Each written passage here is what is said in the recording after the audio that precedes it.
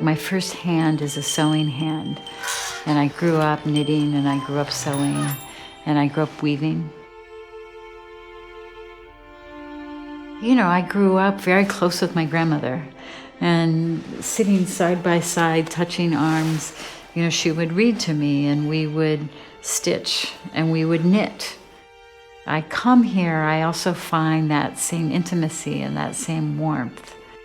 Standing in the silk reeling studio, you know, the women are just so beautiful.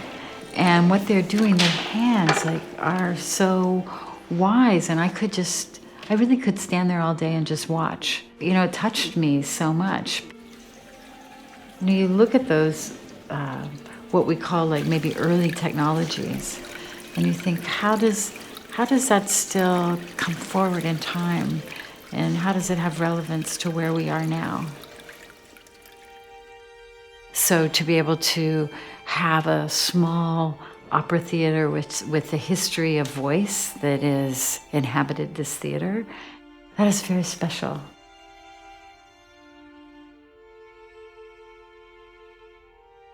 I started thinking about the structure of a loom, the relationship in the theater between the audience and the performer.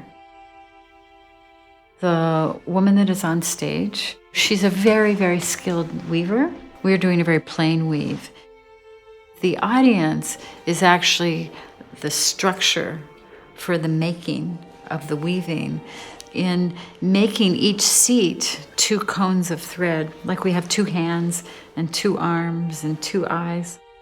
Each of those threads come onto stage. The woman that's weaving has to pull from everywhere.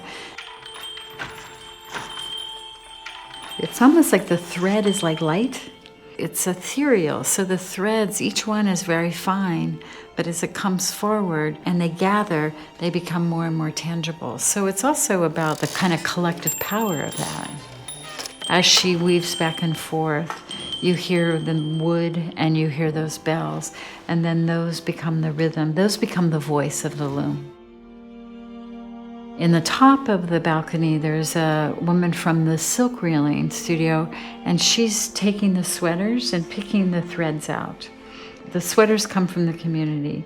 I mean, people thought we were crazy at first. You want my sweater? If you're lucky, if you come to the balcony, she will ask you to carry some threads down to the weaver, and the weaver puts them in to make the pattern. So they carry the memory of all those sweaters. We opened up the back of the theater, so you have that cool blue light coming in behind the weaver, and then you have the warm theater light, and they meet in the middle. The world of illusion and the world of the theater also meeting the world of the daytime.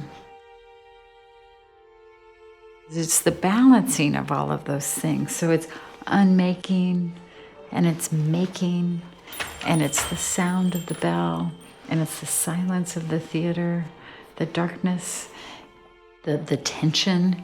It's like the way thread becomes smoke. It's how all of those make a present.